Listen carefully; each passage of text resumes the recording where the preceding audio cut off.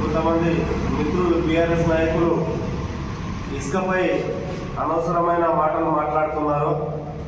అది కరెక్ట్ కాదు. ఆ ఇసుక అక్రమ అనేది తెరలేపింది మీరు.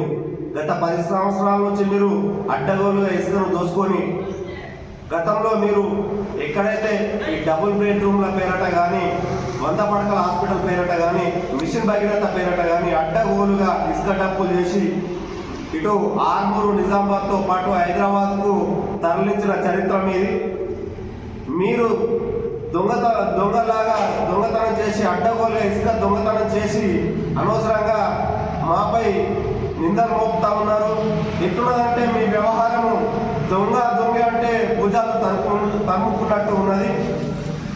మరోసారి అనవసరంగా ఇట్లా మా పార్టీపై, మా కాంగ్రెస్ పార్టీ పైన కానీ, మా నాయకుల పైన కానీ అనవసరంగా అబద్ధాలు మాట్లాడితే ఖబర్దార్ టీఆర్ఎస్ నాయకులారా. అధికారం కోల్పోయిన తర్వాత మొన్న ఏదైతే విలేజ్లలో అవసరాల కొరకు ఇసుక గురించి మీరే ఎమ్మెల్యేగా ఉన్నారు. మీ బీఆర్ఎస్ పార్టీకి సంబంధించిన గౌరవనీయులు మాజీ మంత్రి గారు వర్యులు ఎమ్మెల్యే ప్రశాంత్ రెడ్డి గారు ఎమ్మెల్యేగా ఉన్నారు.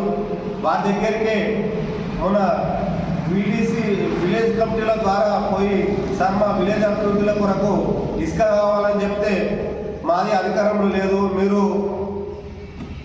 అధికారంలో ఉన్న ఇన్ఛార్జ్ అయినటువంటి సునీల్ రెడ్డి గారి దగ్గరికి పొండి మాట్లాడండి, మేము మీ అభివృద్ధి జరిగితే మేము ఎక్కడ కూడా అడ్డుపడం, మీ అవసరాలకే అడుగుతున్నారు కాబట్టి మేము దాంట్లో ఏమీ అది చేసేది లేదు, అక్కడ మీరు మాట్లాడి తీసుకోండి అని చెప్పి ఇవాళ విలేజ్ కమిటీల ద్వారా అది చేసి నీ దగ్గరికి వచ్చిన మాట నువ్వు మాట్లాడి మా నాయకుడు సునీల్ రెడ్డి గారి దగ్గరికి పంపించిన మాట వాస్తవం కాదా? ఇవాళ విలేజ్ల అభివృద్ధి కొరకు ఏదైతే ఇసుక ఇస్తే అనవసరంగా కాంగ్రెస్ నాయకులు అక్రమ రవాణా చేస్తున్నారని చెప్పేసి అబద్ధాలు చెప్తూ ప్రజలను తప్పుదోవ పట్టించే ప్రయత్నం చేస్తూ ఉన్నారు. మీరే గత కొన్ని రోజుల క్రితము ఇదే ఇసుకను కట్టడి చేయాలనే ప్రయత్నంలో మా సునీల్ అన్న గారు మస్తు కట్టడి చేసే ప్రయత్నంలో కొన్ని రోజులు ఆపిన ప్రయత్నాలు కూడా ఉన్నాయి. మీ టీఆర్ఎస్ ద్వారానే మీరే ఇసుక దొరుకుతలేదు, మీరే కట్టడి చేస్తున్నారు, అభివృద్ధి పనులు ఆగిపోయినా మీ రోడ్ల మీదకి వచ్చి ధర్నా చేస్తామని ఇవాళ ప్రజలను తప్పుదోవ పట్టించి రెచ్చగొట్టే ప్రయత్నం చేసిన రోజులు కూడా ఉన్నాయి. అనవసరంగా మా నాయకుల పైన అబద్ధాలు మాట్లాడితే, అవకులు చెవకులు పెళ్తే మాత్రం మళ్ళోసారి ఇట్లాంటి మాటలు మాట్లాడితే ఖబర్దార్ బీఆర్ఎస్ నాయకులారా. మీరు అనవసరంగా మీ సంస్కృతే విష సంస్కృతి, మీ ప్రభుత్వం కానీ, మీ బీఆర్ఎస్ ప్రభుత్వం, మీ పార్టీ నేర్పిందే మీకు తప్పులు చెప్పడం, విష సంస్కృతి ద్వారా ప్రభుత్వం అబద్ధాలు ప్రచారం చేయడం చెప్పింది. మళ్ళోసారి మానుకోరా. మేము ఇవాళ కాంగ్రెస్ పార్టీ మా సంస్కృతి ప్రజలను ఒక సిస్టమ్ తోటి పాలన చేయాలా, ప్రజలకు ఏదైతే అవసరం ఉన్నదో అది లబ్ధి చేకూరాలనే సంస్కృతితోటి మా ప్రభుత్వం ఉన్నది. మా పార్టీ ఇట్లాంటి తప్పులకు కానీ, ఇసుటి అవినీతికి మా ప్రభుత్వం ప్రోత్సహించదు, మా పార్టీ ప్రోత్సహించదు. మరోసారి ఇట్లాంటి అబద్ధాలు చెప్తే బాగుండదు. ఖబర్దారు బీఆర్ఎస్ నాయకులారా. అలాగే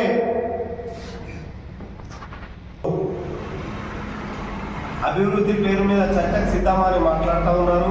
ఇవాళ మేము అధికారంలోకి వచ్చి 11 నెలలు అవుతుంది. దాంట్లో 5 నుంచి 6 నెలలు ఈ ఎంపీ ఎలక్షన్ స్టాండ్కి వెళ్ళిపోయింది. మేము పాలించింది 4 నుంచి 5 నెలలు మాత్రమే. మీరు 10 సంవత్సరాల నుండి ఏం అభివృద్ధి చేసారు? కనీసము ఒక్కొక్క కాంట్రాక్టర్కు 100 కోట్లు బిల్లు పెండింగ్లో పెట్టి చేసిన కొద్దిపాటి పనికి కూడా ఈ కాన్స్టిట్యూషన్లో సుమారుగా 300 నుంచి 400 కోట్లు పెండింగ్లో ఉన్నాయి ఇప్పటికి కూడా బిల్లులు. మీరు మరి డెవలప్ చేస్తే మరి అధికారులు ఆ కాంట్రాక్టర్కి ఇప్పటి వరకు బిల్లులు ఎందుకు చెల్లించలేరు? సరే, ఇవాళ గ్రామ పంచాయతీల గురించి మాట్లాడుతూ ఉన్నారు, సర్పంచులకు నిధులు చెల్లించాలని.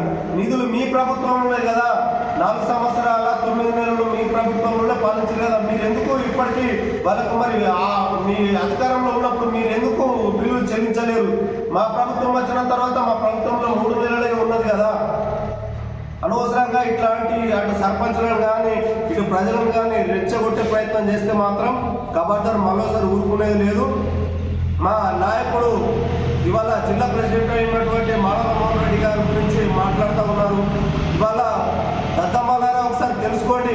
మా మానవ మోహన్ రెడ్డి గారి చరిత్ర గతంలో 18 సంవత్సరాల క్రితము ఉమ్మడి ఆంధ్రప్రదేశ్ ముఖ్యమంత్రి అయినటువంటి డాక్టర్ వైఎస్ రాజశేఖర రెడ్డి గారు, స్వర్గీయులు వైఎస్ రాజశేఖర రెడ్డి గారిని మానలకు తీసుకొచ్చి అక్కడ డబుల్ రోడ్లతో పాటు డివైడర్లు, సెంట్రల్ లైటింగ్ ఏర్పాటు చేసిన చరిత్ర మా డిసిసి ప్రెసిడెంట్ మానల మోహన్ రెడ్డి గారిది. ఒకసారి అభివృద్ధి అంటే ఆ విధంగా ఉండాలా.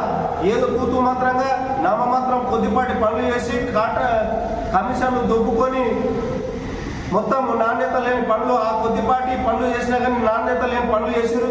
ఇవాళ కనీసం 100 కోట్లు కాంట్రాక్టర్లకు బాకీ ఉన్నాయి. మీ కమిషన్ దండుకొని మొత్తం పక్కకు జరిగారు. మళ్ళీ అటు కాంట్రాక్టర్లతో పాటు ఇటు సర్పంచులను ప్రజలు రెచ్చగొట్టే ప్రయత్నం చేస్తూ ఉన్నారు. ఇవాళ మా గ్యారెంటీల గురించి చెప్తా ఉన్నారు. మేము ఇచ్చిన 6 గ్యారెంటీల్లో మహిళలకు ఉచిత ప్రయాణం నడుస్తూ ఉన్నది. 200 యూనిట్ల విద్యుత్ నడుస్తూ ఉన్నది. 10 లక్షల ఆరోగ్యశ్రీ ఇస్తూ ఉన్నాము. రైతులకు రుణమాఫీ 85 నుంచి 90% అయిపోయింది. ఈ నెల వచ్చే నెల డిసెంబర్ 7 వరకు మొత్తం కంప్లీట్ చేస్తామని డెడ్ లైన్ పెట్టిర్రు. అది ప్రక్రియ నడుస్తూనే ఉన్నది. అదేవిధంగా ఇవాళ రైతులకు 500 బోనస్ ఇస్తామన్నాము. సన్న రకాల ఎప్పటికప్పుడు వార్తలను వీక్షించేందుకు Q9 న్యూస్ ని సబ్స్క్రైబ్ చేసుకోండి, లైక్ చేయండి, షేర్ చేయండి. విలువైన సమాచారాన్ని ముందుగా మీరే తెలుసుకునేందుకు బెల్ బటన్ ని క్లిక్ చేయండి.